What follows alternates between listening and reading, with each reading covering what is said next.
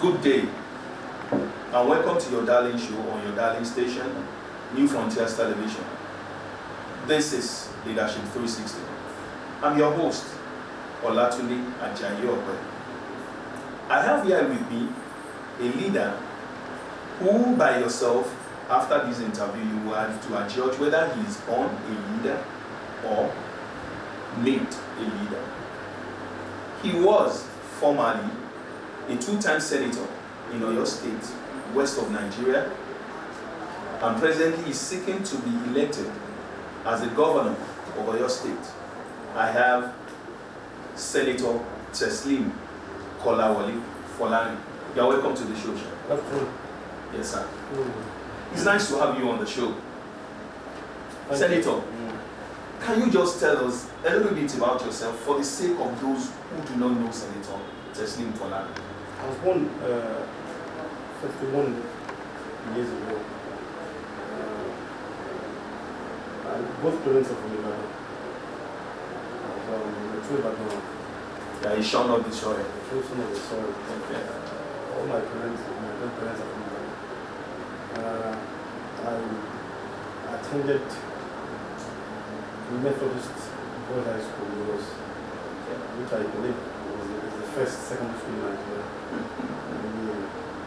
We pride ourselves that the great Azekwe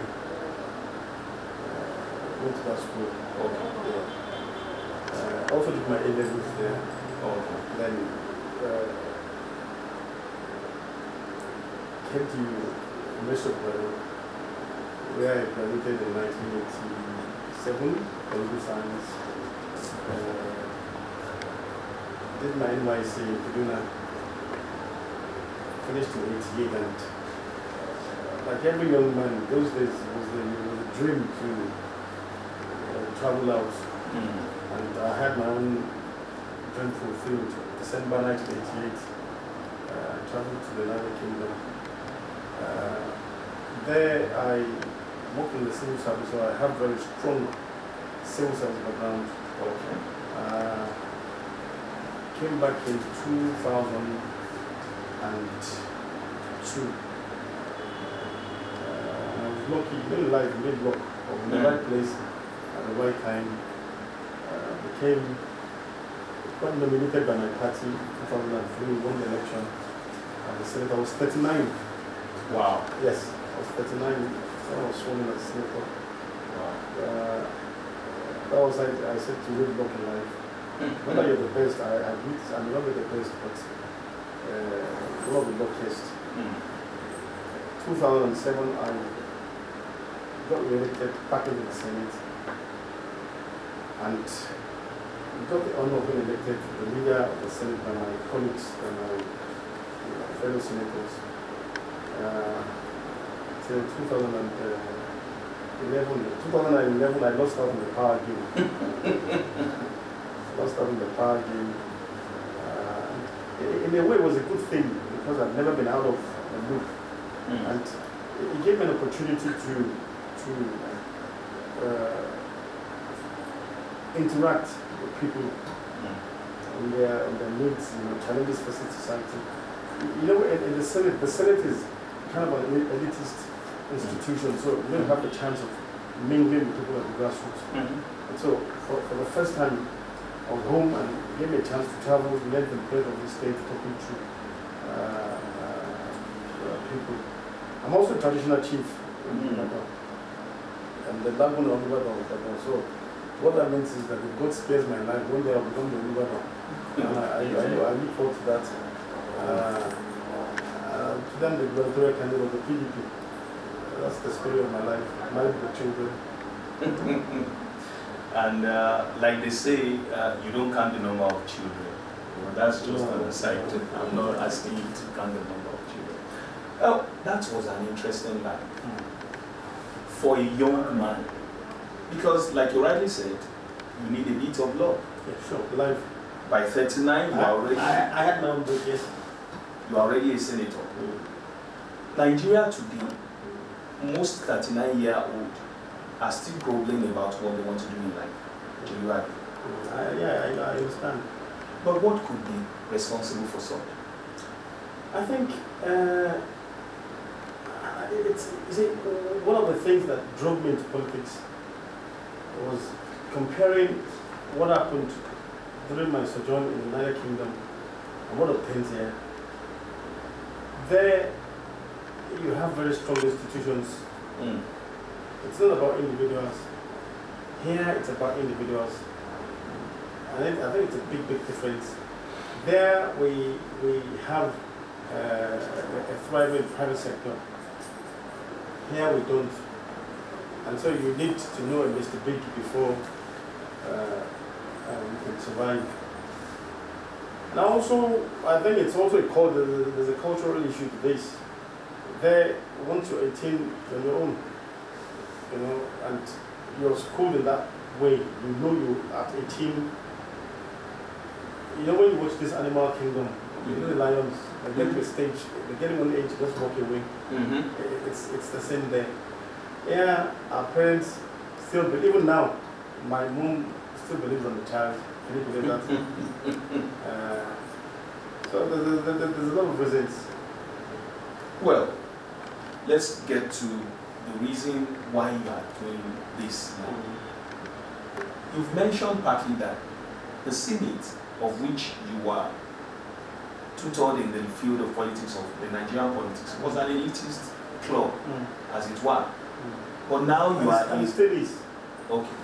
But now you are in the mainstream of it. How do you intend to get that which you so desire? Because I guess the conditions then is not the same as now. So how would you measure up now compared to 2003 when you are contesting for Senate, especially given the fact that you contested only in about 11 local governments? I think the game has changed. In 2003, it was a third of the state, and we had a godfather, who was responsible for everything. It was also a good thing that politically I had the opportunity of mingle with the old man before he passed away. One of the first things we learned from Baba was to value people. That you cannot take away from anything. It's about being compassionate, understanding people, respecting people. That was very important to Baba, and we all learned that very early. And so it's not very difficult for me.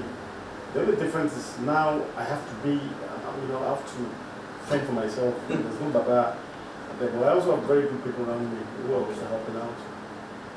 Now, today in one of the dailies, you are quoted as saying that head or tail, without any iota of doubt, the PDP will defeat the APC in Oyo State.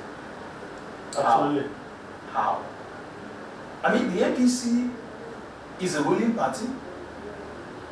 The whole nation, Nigeria, is shouting for change. Technically, your party, the PDP, has become the opposition party now. So how do you intend to, and given the massive infrastructural development of the sitting government, how do you intend to unseat them? Okay, let me we've lumped a lot together, but I'll try and take them in pieces. We have an history here. Bring an increment means nothing to us. This government is not just outgoing, it's gone. This government is gone. And we're poised to take over. There's no question about that. Before the campaign started, there was a poll that came out that told us that we were fourth. We looked at the margin. Court then said had 23%. PDP had 20%. And so we were all bunched together. Yeah. And anybody who studies statistics will know that in statistics there's a 3% margin of error either way. also we looked at the figures and again came to the conclusion that Accord had peaked. Because they knew who their candidate would be since 2011. And if after 3 years, they're still on 23%, we knew once we started work, there'll be no stopping us. We looked at the weaknesses, and then we devised a new style of campaign, devoid of violence. And also it has to be said, some people left our party, and that also helped the party. Rather than weaken the party, it strengthened the party. Oh, really? Oh yeah, it did. Because the people that left were people that were known for violence. Yeah, they were known for violence. You look at the whole PDP, violence, people being men shooting, and so they all left the party. But Senator, if I may cut in there, yes. You are talking about violence now. In 2007, there was a serious violence in Oyo State, and it was put at your doorstep. By who? By those people that left the party. Because you were the one that was charged to court anyway. I wasn't charged to court. I wasn't arraigned. I wasn't okay, charged that's to court. true. You were not arraigned. You were the one that was arrested. I wasn't. Listen. It was a setup. If you're a Senate leader, for God's sake, you're like number 6, number 7 in the whole country. And then, with all due respect, a thug was killed somewhere. What is the connection between a Senate leader? Do you know what it means to be a Senate leader? Do you know what it means? I had just returned from the United States at the time to address the U.S. A subcommittee of the U.S. Congress on the challenges facing the Niger Delta. And then you come back from such high, and then the next thing is you're getting involved with any of 2W folks. Come on, it doesn't make sense. So you know, if there's a murder, I mean, you came here to interview me, so that's your. If anybody was to ask you, that's your motive. Is that correct? Yeah. So what would the motive of a Senate leader be for murdering an NUSW guy? There is no connection whatsoever. There was no arranged, and after the primaries, they let me go. And also interesting that the then governor, when he left office, when he was asked the question, he said, "Oh, Teslim Folarin did not." And so you have to go and ask him. So back to my story. The people who were responsible for murder, for violence, had left the party.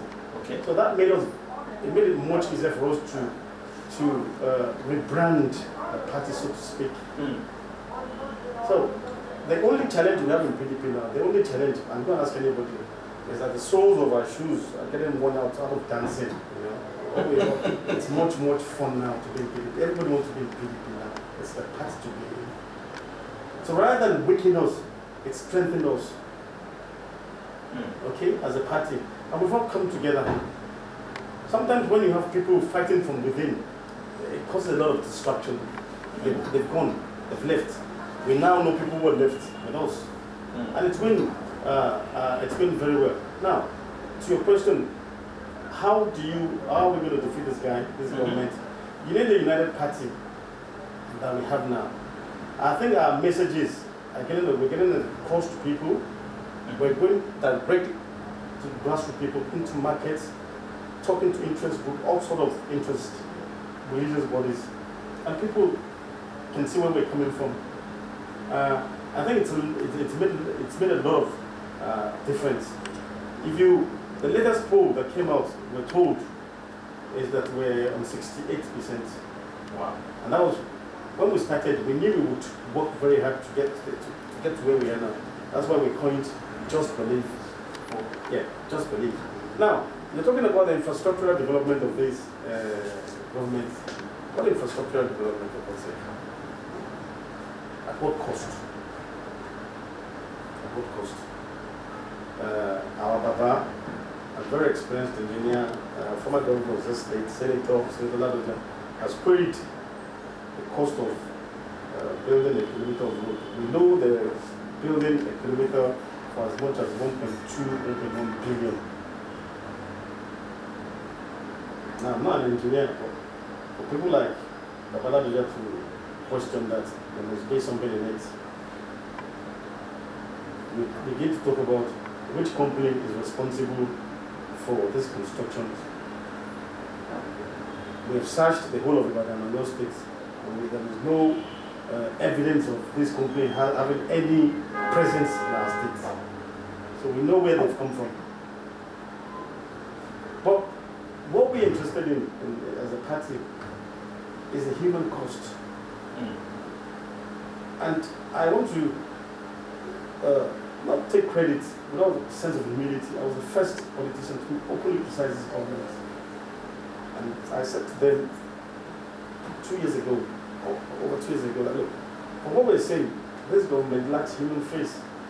Because any responsible government would either provide an alternative or pay compensation when you have to destroy people's homes. Senator, but let me cut in there. Let me cut in there. No. Let me quickly make this point. All right, before you cut in. I have used the analogy of a poultry, where you hire somebody comes to us and says, look, this poultry, I can come in and sort things out. And then we say, okay, we'll give you 4 years to do it, we'll make sure you do it well. We give them the contract 4 years. And if they do it well, another 4 years. And after 2 years, the supporters of this company, they come out and start saying, if we go to the poultry, we won't believe it's a poultry. And we're like, how did you do it? So we go to inspect the poultry. Sure, the poultry is clean, there's no chicken. because the chemical they used in cleaning the poultry has killed all the chicken. Now, how can you have a poultry without chicken? So the problem they have is that of balance. They've got it completely wrong. Completely wrong. Because you spoke about infrastructural development. The educational policy has been a total disaster. You know? The health policy, nightmare. I'm telling you, they're gone. All right then. We'll be back. Let us go for a break now. We are still on Leadership 360, and my guest is Senator Teslim Folarin.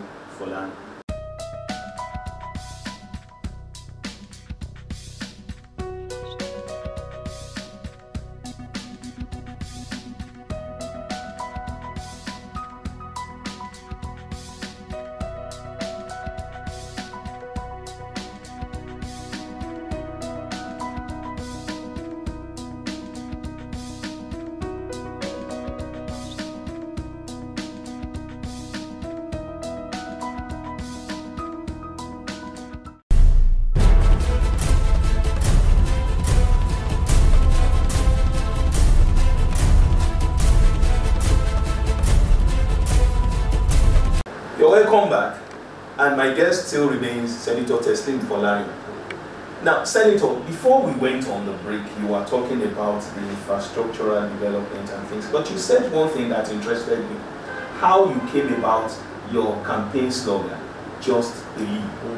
I had intended to take you on that, and I wanted to ask you, believe in what? Yeah, what do we believe in? You see, at the beginning, it was clear that very little people believed the laws. The party wasn't stable. There was a lot of grumbling. There was a lot of question as to whether the right guy picked up the ticket. We knew all these things.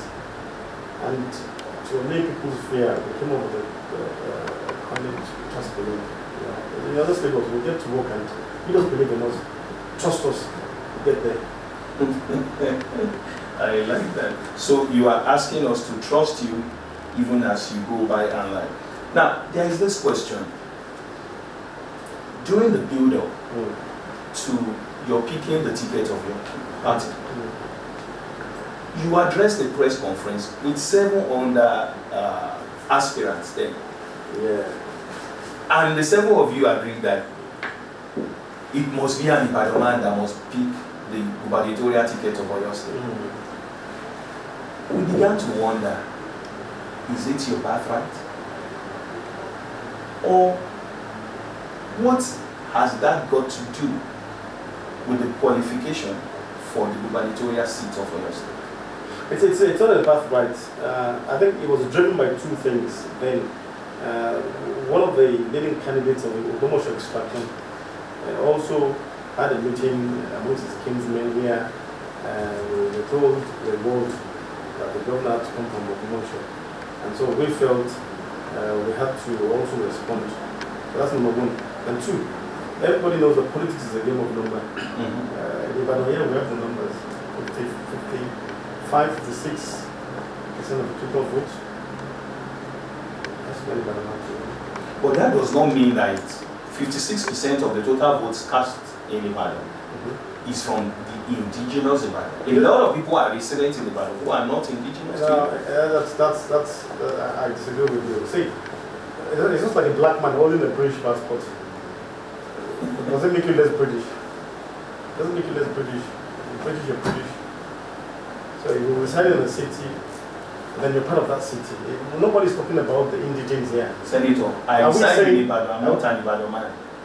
Well, you're not an Ibadan man, but you have this Ibadan mentality, even the way you're talking to me. How do you? Because you go, it's not true. Because you go around, you have friends in Ibadan, you go to socialize in Ibadan. And so that socialization would inform your decision. And that what then informs your decision. So it's just like in Oyo, are you saying everybody who lives in Oyo as an indigenous of Oyo, or everybody who lives in Oyo as an indigenous of Oyo? It doesn't work out that way. We say people who live in this great city represents 56 to 60% of the total vote. Fact. Thank you very much. But here is also the point. Since 1999, your great party, the PDP, had always been campaigning, especially in Oyo State, about the creation of the Ibadan State. You've had two states at the upper house of the Nigerian Senate. The Ibadan State is yet to become a reality. And funny enough, you are still coming up with the same slogan that will give you Ibadan State. Yes. Is this not a ruse? No, it's not a ruse. It's let me tell you the state of play. Under the military, you can create a state by fiat. Under a civilian regime, there's a process, there's a constitutional process. And if I'm to be honest with you, it's so difficult creating a state. Very difficult. It's so ambiguous. You read the relevant sections, it's not very clear. We did our best. We didn't succeed. But President Jonathan has given us hope. He set up this confab that you well know.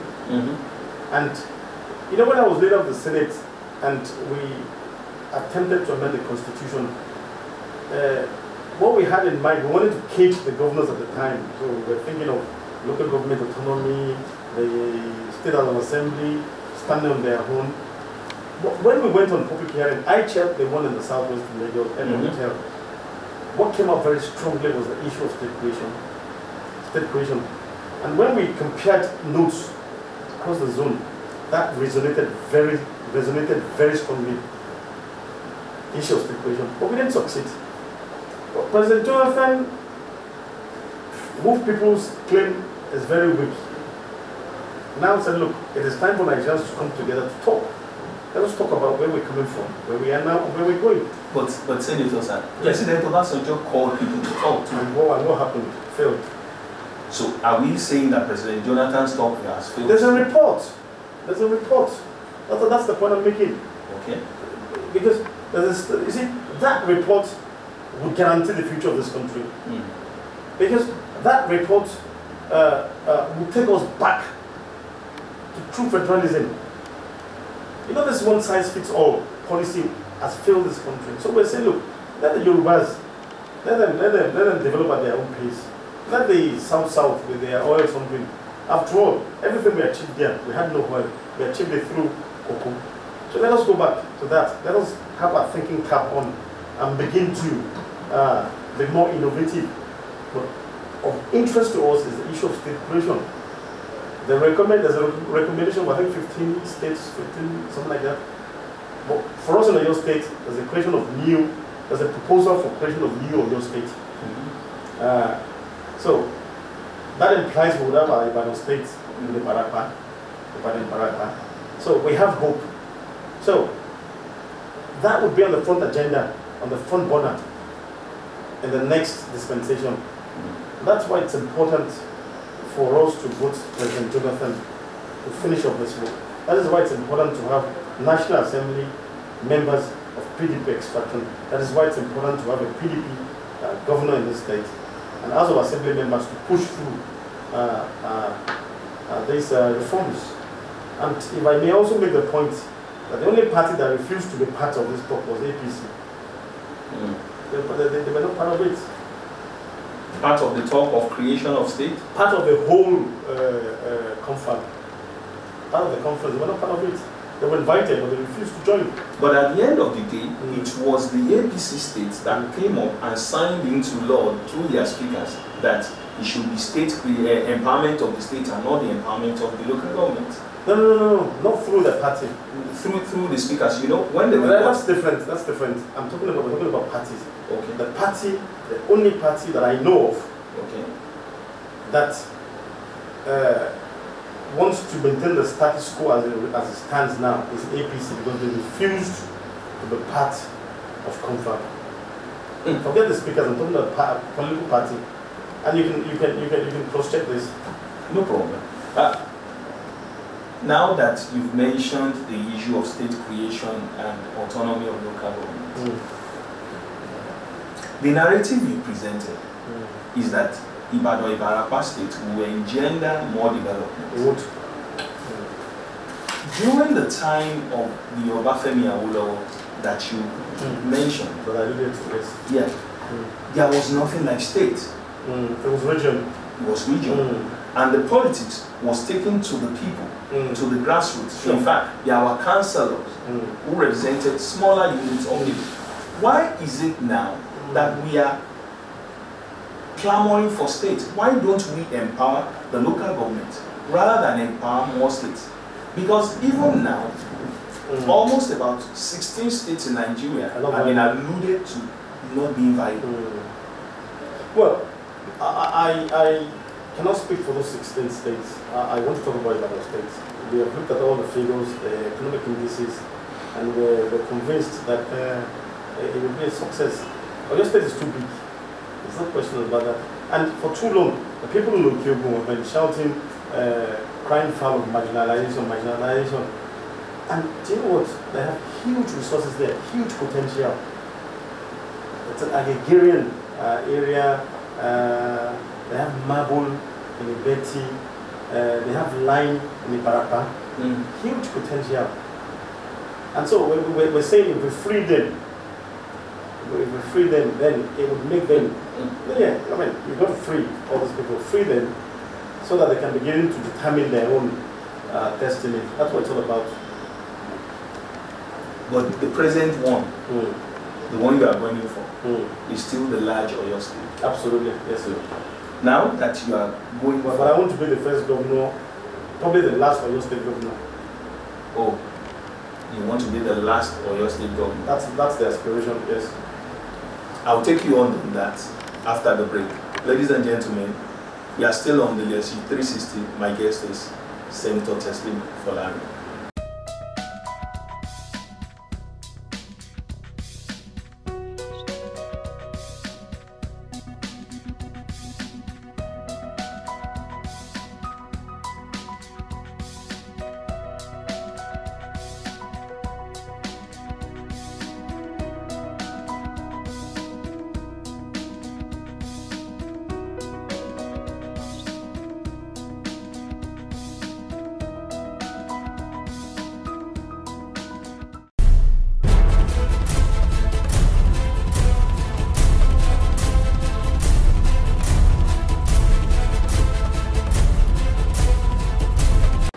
You are welcome back to the show, Leadership 360, on your darling station, New Frontiers TV.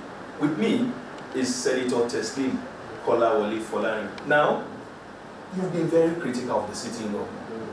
Very. No, of the governor, not in personal, of the government. Of the government. My question is straight and direct. What would you do better? Good. You see, I thought that the last 4 years has afforded me the opportunity of moving around in the States. And when you ask a typical politician, what's your manifesto? They say we have a 5-point. Well, our own agenda is just one. Okay. The people. The people. That's the people. Not. Is that an acronym? That's where it starts and stops. The people. We haven't spoken to the people. The people want changes in the area of education, in the area of health, youth unemployment, big issue, agriculture, infrastructural development has to continue, but with a human face. But let me take it one by one, if you don't mind. Go ahead. You see, on the issue of education, for instance, it has been a monumental disaster. For a state that has the first university, okay, and we pride ourselves as a pace-setter state, coming to the 4th on the list of WIC is quite unacceptable. I think more disappointing is the fact that states that are embroiled in crisis, the Boko Haram states, have even fared better than us. Can you imagine? It's as bad as that. And there's a lot of inconsistencies in the policies of government. Now, there's this merger policy. You go to a typical school, and there are 4 principals. I went to Lagelu the other day on our fact-finding mission. I spoke to one of the principals and I said, look, who really is in charge of this school? And she said, really, no one. It's who comes to school first. You can't run a school like that. There's about 120, 130 in the class, and the teachers have lost absolute control of classes. To be in control of your classes, you want maximum 30 in a class. You find out children carrying chairs, tables to school. Teachers are not paid grants to buy simple things like chalks. It's even worse for primary school teachers. The ones that have left service, they're dying on a daily basis, no pension. But now, what people appreciate is our honesty. It's very simple for me to make a political statement to say, oh, hang on, we will do the opposite of what the government is doing. It's very simple. That's what a typical politician would do. But we're not doing that. But we say, look, the issues are more fundamental. And we want to, you see, what we're bringing to this government, to governance, is honesty.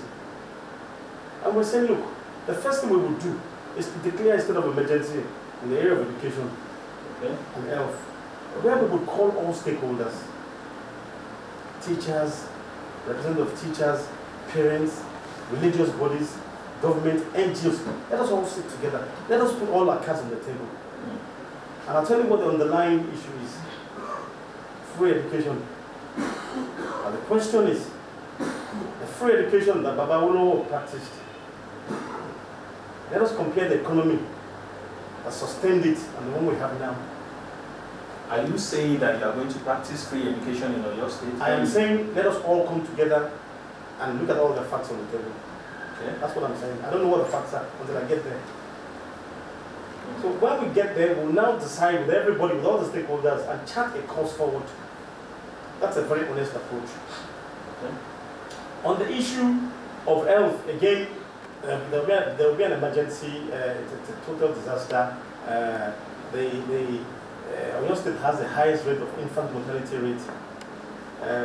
One of the embassy staff of British Embassy came to visit me 2 weeks ago, and he was shocked because he had just arrived from Rwanda, and he couldn't believe that Oyo State in Nigeria has even a higher rate than Rwanda. Now, what does that mean? Well, that means for every 5 children, 1 will die before the age of 5. So these are things we need to look at. We need to, because health is very important. Education is what underpins everything we're trying to achieve. Now, when you talk about things like youth unemployment, it has reached an embarrassing proportion. It's not good when you have graduates just at home doing nothing. But let me tell you something about these kids. They're much, much smarter than us. Because, you know why? Because they were born into the internet age. They have so much information. And when you interact with them, unlike other contenders who, in my own opinion, have nothing in common with this, youths. I have, because I'm one of them. Oh, really? Well, I'm one of them now. But the UN age for youthfulness is not 51. So. Okay, if it's not 51, then let me say I'm a bridge between them and the old. Is that better?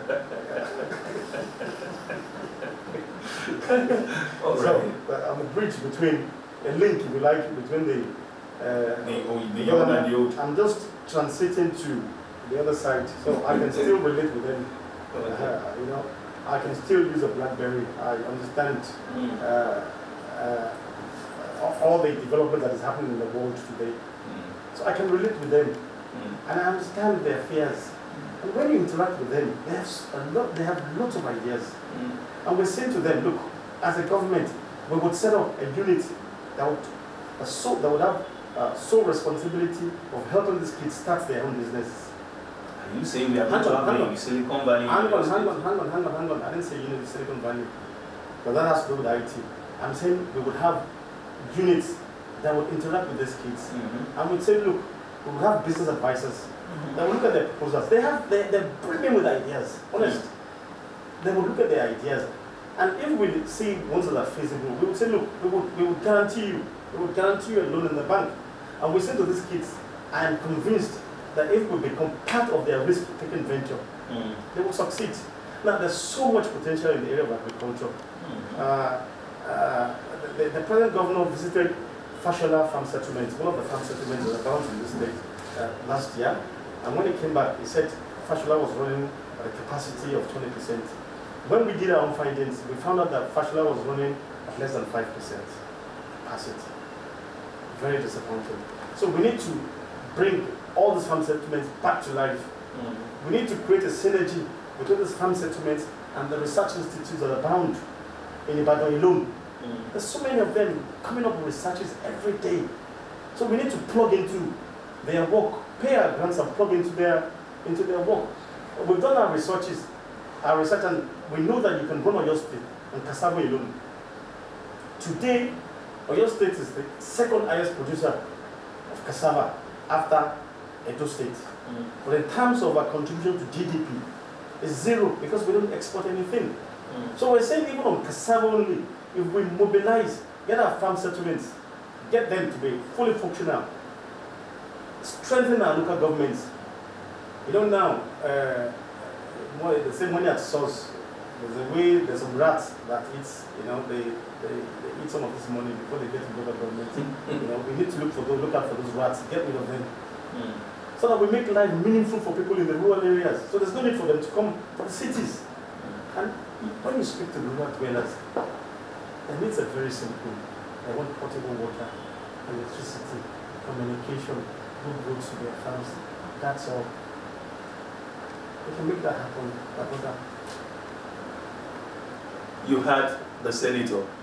He's telling you to believe you can make a lot of things happen. But before I go, let me ask you on a softer and personal note. You are 51. Your presidential candidate is 57, 8. Still in his 50s. But this main opposition party has a 73-year-old man as. What does this pretend for the Nigerian youth, which you had just support in your... That is the point I've been making. What is the point? The point I've been making is, in Yoruba people will say, Omoluma Jogunwa. Not for these oldies for God's sake, Jogunwa again. Let me be honest with you. But there is great depth in age. Let me be honest with you. Let me tell you something. There is great depth. If I was not a politician, okay? If I was not a politician, and I look at the resume of both of them, do you know what I vote for? I don't know. Jonathan. And I'll tell you why. Because you are a member of PDP. No, I said if I was not a politician. Okay. I'll vote for Jonathan. Simple. The reason is very simple. Jonathan represents today and the future of this country. Buhari represents the past. And what does that tell you? If our society, if the best we can bring out is a 73-year-old man president, what does that tell you? If they bring a much younger man in his 50s, look, how old is Cameroon in the United Kingdom? How old is he? He's not even, I don't think he's 50 yet. Do you know what? When the president invited us for a party, the gubernatorial candidates, and you know, I thought I was getting on well with them, and this young man walked in, and I thought, is he coming to serve us tea? And he said, no, as the gubernatorial candidate for Niger State, last school. I couldn't believe. And I suddenly felt like an old man. Oh, so you yourself, you know you are old. Well, compared to that young man, yes. And so, for a 73-year-old man, he should go home. Honestly, he has nothing to offer. The world has moved beyond his reasoning, his thinking capacity. On the last note, give us your parting shot. What should we expect? Well, I want to use this platform to appeal to citizens of Oyo State who haven't collected their PVCs to please do so. It's the only power that you have, that everyone has. It's very important. It's a power that we exercise once every 4 years. Election will be Saturday week, the first success of elections. We want to urge our supporters to go to the respective polling units peacefully, do their accreditation, wait till voting starts, vote, be part of the counting process, and then escort the results to the polling unit. Now, to PDP members, we want to congratulate them in advance. We're almost there. We can smell it. Let's work harder and we'll get there. Thank you. Ladies and gentlemen, my guest today has been Senator Kolawole Teslim Folarin, a two-time Senator of the Federal Republic of Nigeria and a gubernatorial candidate of the Peoples Democratic Party. Next time, another guest will be with me on the show. Till then, have a great day.